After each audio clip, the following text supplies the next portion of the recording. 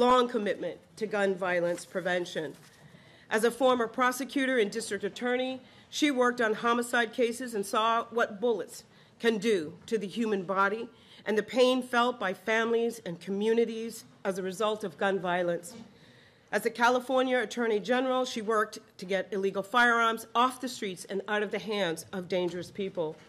As a senator, she co-sponsored the assault weapons ban and universal background checks, and in all of these roles, and in her current one, she has grieved with families impacted by gun violence. One of those families was that of Josh Seal, who was an ASL interpreter for the Vice President at a number of events. Josh was one of the people that we lost on the night of October 25th.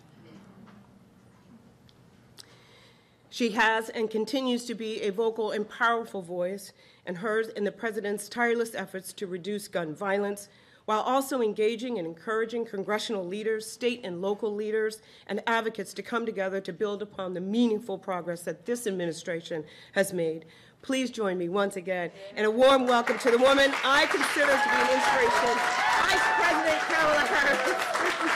Madam Speaker. Oh my God. Thank you so much. Thank you. Have a seat, everyone. Good morning. Madam Speaker, thank you so very much. And yeah, Josh Seal, you know, well, first of all, we always know we need to speak the names, because we are talking about people who were loved, who loved. Josh, he signed for me all over the world, actually. And I talked to his family, his wife and his children, and they're a family that's actually very committed to public service. His wife runs an organization that is about reaching out to and empowering people who need assistance with sign language. So it's important we speak those names. And so I say welcome. Let me say that, first of all. Welcome to all of you, and thank you for what you do. As the speaker said, I have held local, state, and federal office, and so I have a very good sense of what your lives are like and what you do every day. I know that you are the public face of so much that is happening in your communities. I know that people come up to you at the gas station or the grocery store talking about these issues in terms of how it impacts real lives.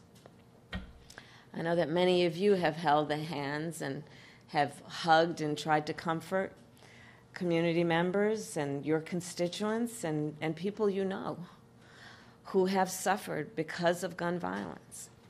And I therefore know that when we have this conversation and address this crisis, that for everyone here, it is personal. You are individuals who have answered a call to serve. And that requires a lot of personal sacrifice because you care. And when you care and you have clear eyes, you see a lot. And it can be heavy and hard. And so I first and foremost say again, thank you for not only being here, but for choosing to serve. And choosing on this subject to have an extraordinary amount of courage to speak openly and with strength about the need for reasonable gun safety laws. And that is what we are doing. We are fighting just for what is reasonable and, of course, what is right. And I think it's very important that we not then, in this movement, for better policy, for better practice, that we not be deterred. Because we have seen progress. And, you know, let me just, as an aside, share with you, starting this past September, I decided to do a college tour. We named it the Fight for Our Freedoms Tour. And I'll tell you for a number of reasons that include the fact, I will confess, I love Gen Z. I love Gen Z. It will be a humbling moment for some of us to realize that anyone who is 18 now was born in 2005. But what that means then, for that generation, as an example of all who care about these issues, for them, these issues are a lived experience. And so at each college, and it was actually for college-age young people, so we were universities, colleges, community colleges, and also trade schools.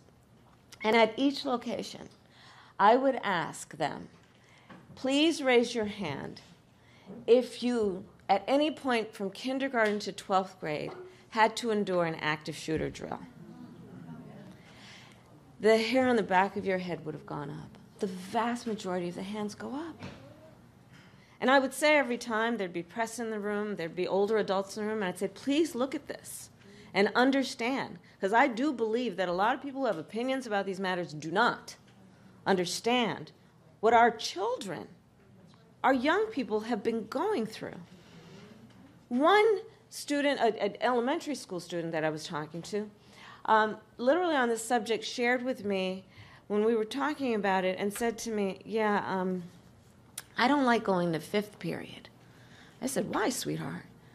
Well, because in that classroom there's no closet to hide in, right?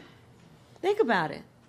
Our young people, with all their God-given capacity, are sitting in a classroom where they should be full of wonder about all of the beauty and excitement about the world and their future. And some part of their brain is sitting there in fear that there might be a shooter breaking through the classroom. By the way, I do believe that when that generation starts voting in their numbers, we're going to see an abrupt change in terms of how we're dealing with this issue. I'm certain of it. I'm certain of it. So until then, it is our responsibility, our chosen responsibility, dare I say our duty, to do the work of laying the path to get where we need to go. And so the work that you all have been doing this morning of collaboration and convening, of also just simply reminding yourself that when you're in the state where you come from, and I know some of the states you come from, reminding yourself hopefully today and this morning that you're not alone, and you're not in it alone, and there are best practices to be shared, including not only what you will write in terms of proposing legislation, but how you will think about organizing, how you will think about messaging, how you will think about empowering and uplifting. Hopefully that is part of what you will come away from this session having a better sense of and just reaffirming your own work in that regard. And we plan on having, I think that folks might have said, Steph and others might have said that we have some homework for you, which is before our next convening, which we plan to have the end of January, I believe. I think it's going to be virtual. And we'd like to ask you to do a few things that are in furtherance of some of the discussions that you've had today.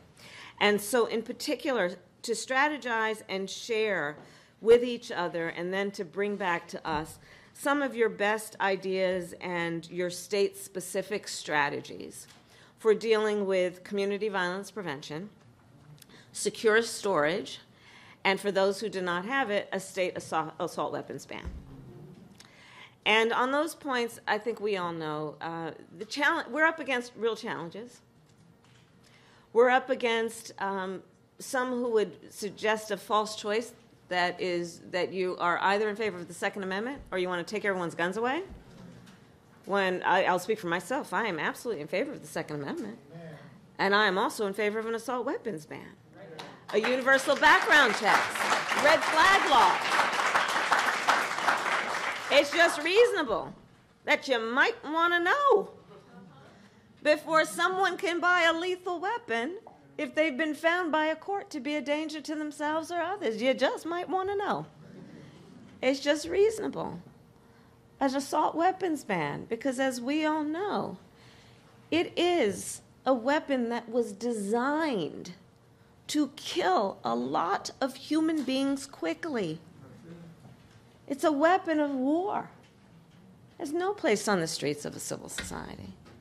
So the work that I would ask that we do as a follow-up to this convening is to continue to strategize and refine where that is appropriate, how we are thinking about these issues in a way that moves the needle toward progress.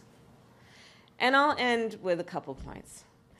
I fear that something has been taking hold in our country in the last many years, which is actually, I think, a very perverse perspective on what strength in a leader looks like. The suggestion that the measure of strength is based on who you beat down instead of who you lift up. We all know, true measure. Sometimes I talk with young people and I say, hold up your hand. Let me see that muscle. You know how strong you are? Lift up somebody else. You'll see how strong you are. The true measure of strength. The true measure of the strength of character of a leader being to have some level of curiosity, concern, and care for the suffering of other people. And then having as one's personal feeling of, yes, duty and responsibility to alleviate that suffering, to address it and alleviate it. And I end with that to then say, the work that you are each doing is proof of the strength of the character of your leadership. It is proof of the measure of your strength. Because our collective desire to end the fact that gun violence is the #1 killer of children in America, to end the fact that 1 in 5 Americans has a family member that was killed by gun violence, that quest is truly about the strength of who you are as leaders. And so keep it up. Keep it going. I'll see you in your state sometime soon, I'm sure. And have the rest of a good day and a holiday season. And please get some rest because we got a lot of work to do in the new year. Thank you all. Thank you.